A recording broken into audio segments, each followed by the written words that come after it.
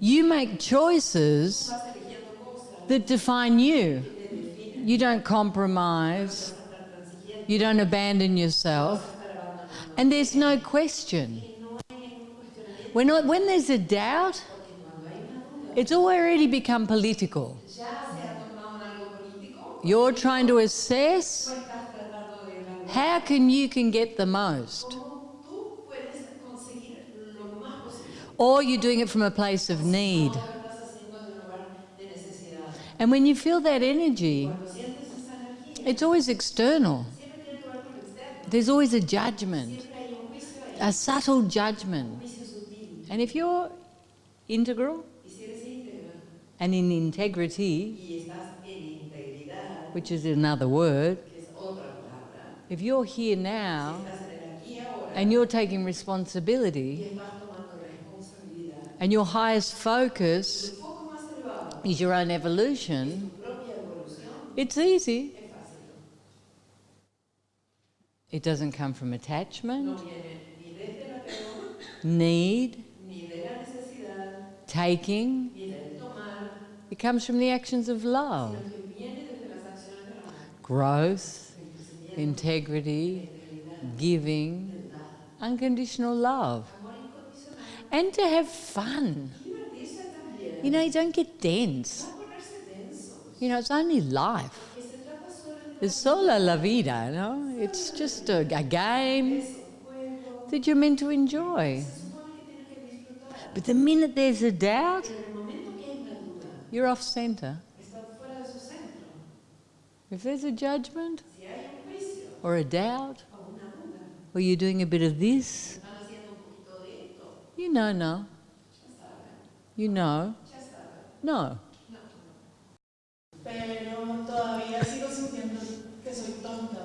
But I still feel I'm silly, that I cannot do more.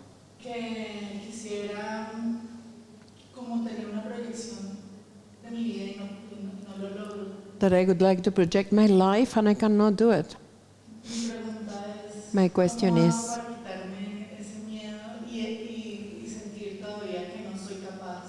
how can I let go of that fear and stop feeling that I'm not able to? You have to have a clear vision. You have to be clear about what you want and move into action. And it's simple. It's like when you're trying to go to the summit of a mountain. If you keep looking up, you get there. If you keep doing this, you don't go anywhere. You get frozen. So what is this? That's a past moment. That's something that happened before. But it has nothing to do with this moment. You have a facet, and you just keep moving. Anchored in consciousness, focusing, and trusting. You know, the worst thing you can do is nothing. People go through their whole lives doing nothing because they're afraid.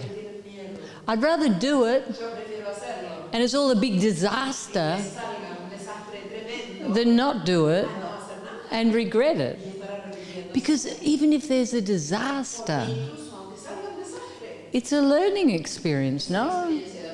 And the next time it's better. And the next time it's better.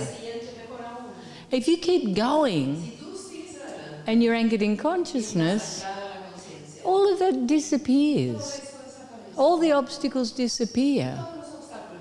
And I say this from my own experience, no? I just focus and everything doesn't magically open. It's a process. But I keep focused and I keep moving and it keeps growing. Why? Because I'm doing it as an experience, not with this goal. If I don't get it, my life finishes. I keep doing it, and in each moment, it's better and better and better. And you know, I can talk about this with my horses, with my books, with my movies, with my centers. You know, the highest point was always the consciousness. But we used to do everything ourselves. And obviously it was pretty mediocre to begin with. You know, because we didn't have a clue what we were doing. And then people would come and things would get better. And we keep going, going, going, going. And it's all a learning process. And it's a great process. Because there's nothing you can't do. You know, I'm doing yoga now. And I'm so stiff. Because I ride horses like this. And I do CrossFit. So I'm the opposite of flexible. You know, everything's like, oh. And I do an hour torture every day. Am I good? No, I'm the worst. I'm the worst yoga person on earth. But I keep going. And I'm sure in 2 years, I'll be sitting there in lotus position. And you're all going to say, wow. But I'm not doing it for that. I'm challenging myself. And it's not to be the best. It's to be the best of me. And this is how you have to approach things. For you. For me. I do it for me. And I'm sure if I look hard enough, I'll find someone worse.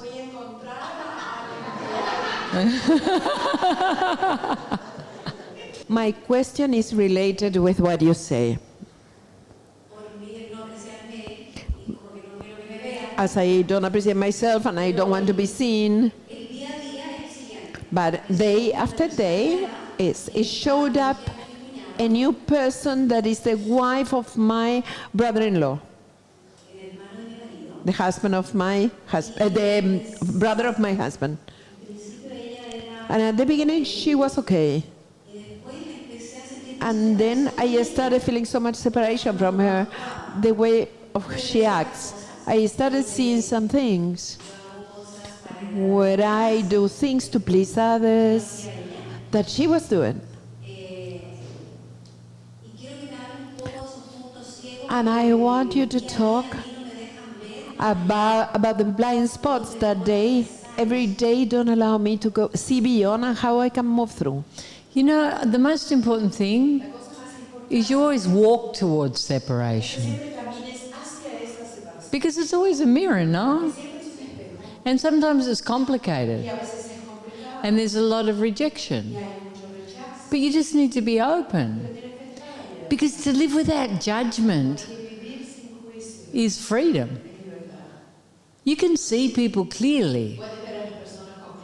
And there's all sorts of different people on the planet.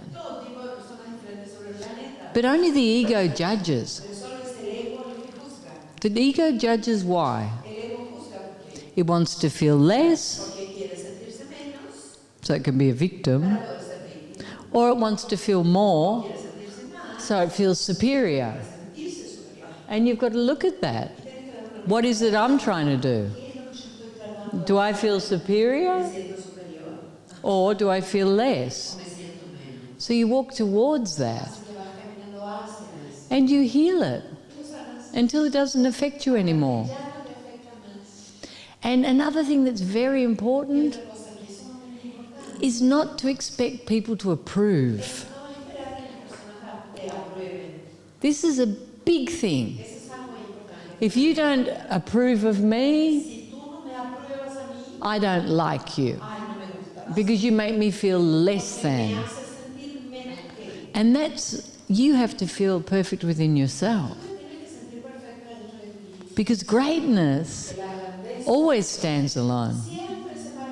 In the end, it has a following.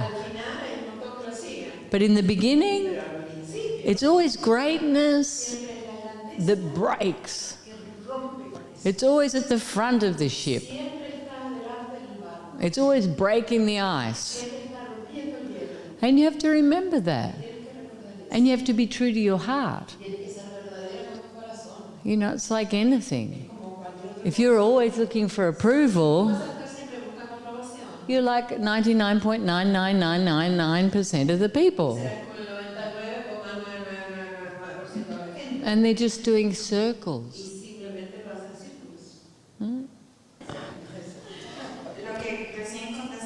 What you just answered is something I want to ask.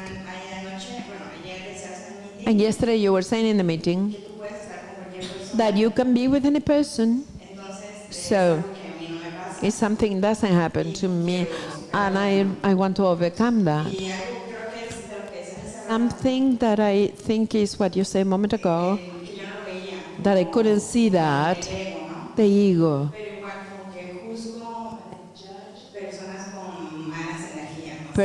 People with bad energy or bad feelings. So I get separate, I take distance. Now that you talk about the ego, I think it's part that I say, you are not a good person, so I reject. You know, the most annoying people with the biggest egos are the ones that need the most love. And this is when you have to learn to anchor in consciousness and witness. You have to learn to just be. Because you can't go through life separating.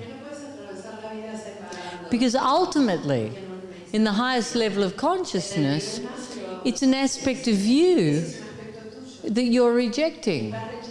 You know, once you love yourself completely, you see every aspect. You see your arrogance, you see your violence, you see your jealousy. I know there's nothing other than that which I am. I am that.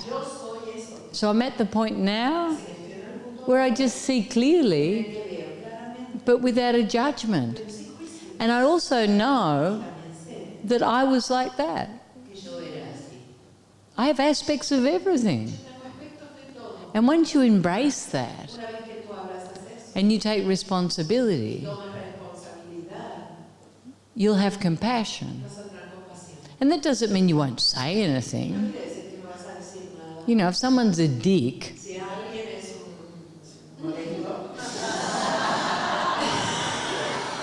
I tell them. I say, you're a dick. You're really annoying. Just shut up. Get into your heart. I tell them, but it's not with a charge. You know, there's not this, oh, I've got to run away from you. Yeah, so you just need to be present and just be real and speak your truth, but then let go. And you'll find that it disappears.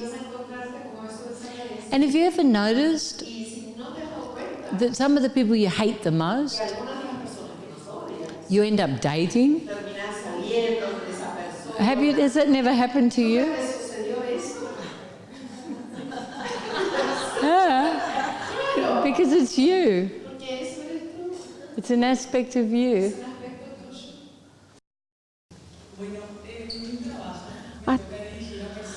At work, I lead people. And I always listen to you talking about excellence and exigence. And happens that I have everything that I have to do, and I have to do, and delegate. And that is what I say, I will be excellent today.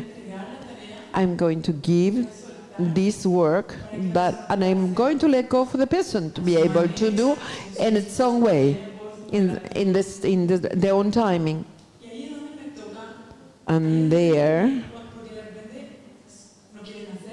because suddenly they don't want to do it, or really very lazy. And my work is to push for the thing to happen. And there I found myself being exigent. And I feel I get contracted and lost there. So I wanted to ask you if you can talk a little bit more about it. You know, handling people is complicated, especially if you're the boss. But you have to find a line. If you're always on top of people, they never take responsibility. They're always waiting for you to tell them what to do. If you give them all the responsibility and they're not up to the task, it fails. So you have to fight. It's like fishing.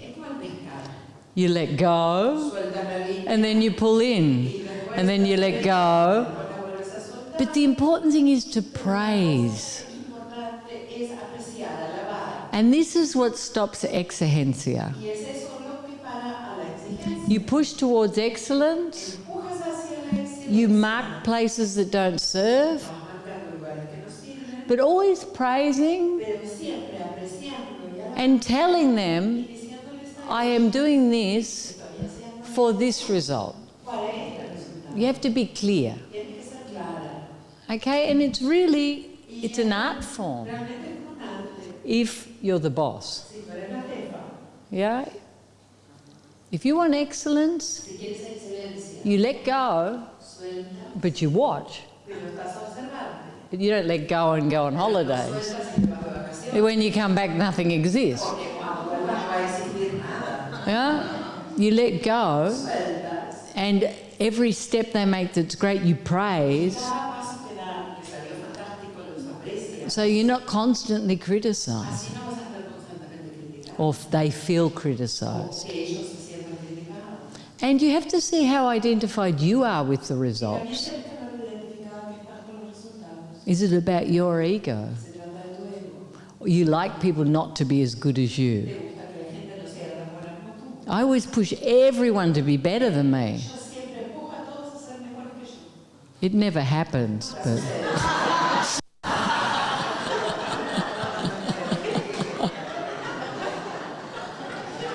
but I try. And you know what else? I see everything. I see clearly what I can't do. And I appreciate the people that can. Because my team is exceptional. And I'm not better than them in anything. They do everything exceptionally. I mean, look at this. Can you imagine me at night time with my iPhone, going to the neighbours and stealing the flowers and coming back and doing all this? Can you imagine me doing that? You know, when Marilara's not cooking, you see this little group of Isha maskers with balaclavas and scissors, no? Stealing flowers every night. Yeah. And that's another thing. You have to see what you can do and what you can't do. And always praise. Always praise. Always praise.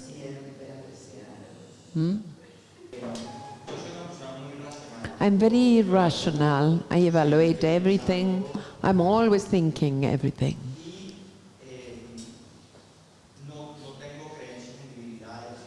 And I don't believe in divine, I don't believe in saints, nor in angels, not in energy.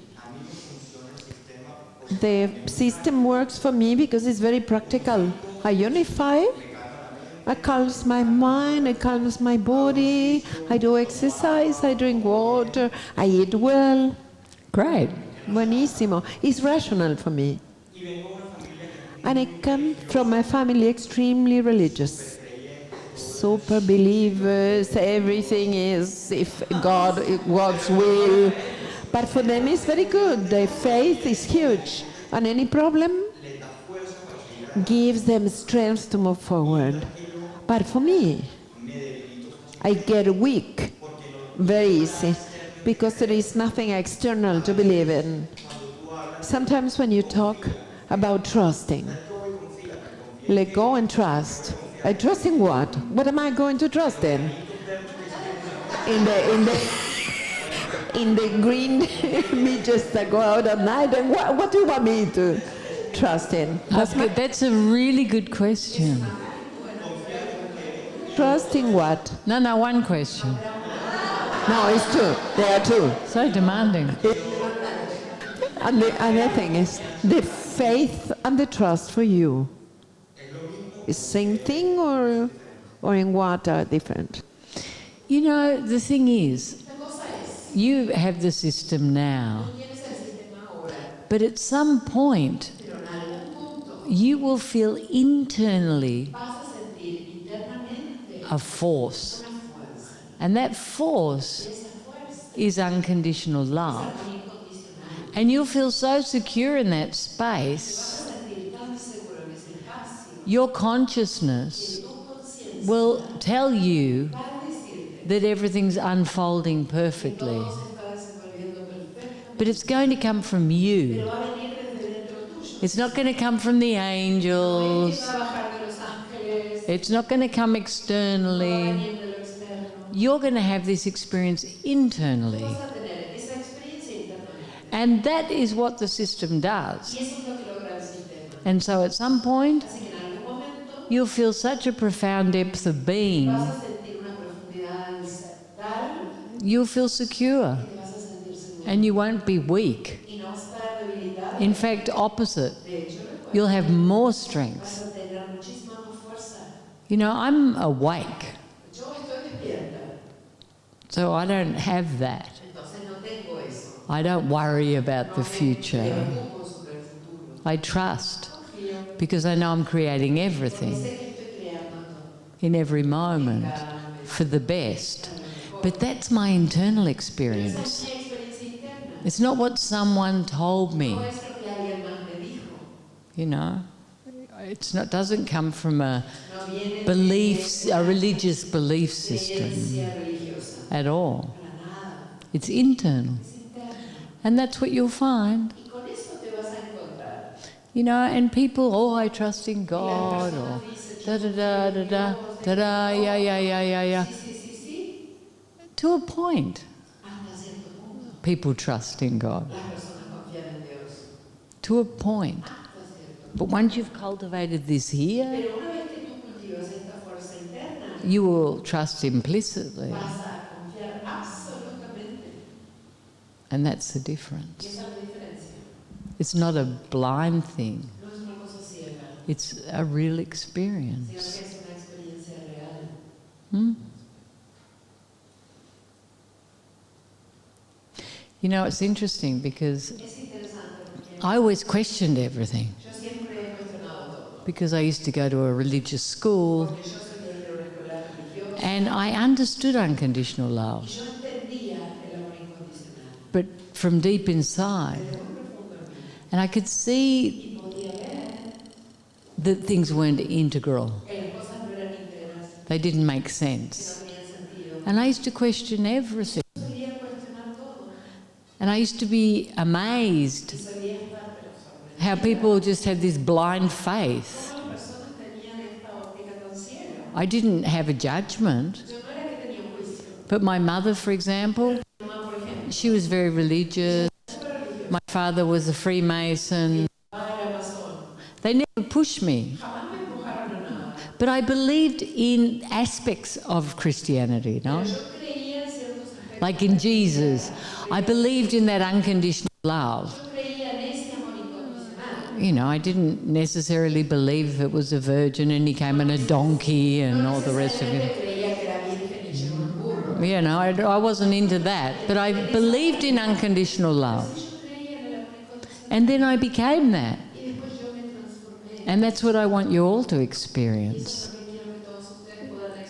Being that love. That love that you heard about. Because that's the only thing that's real. That force. And I'm not criticizing any religion. Everyone has their belief systems. And everyone has their own experience too. You know, just before I got enlightened, everything was God for me.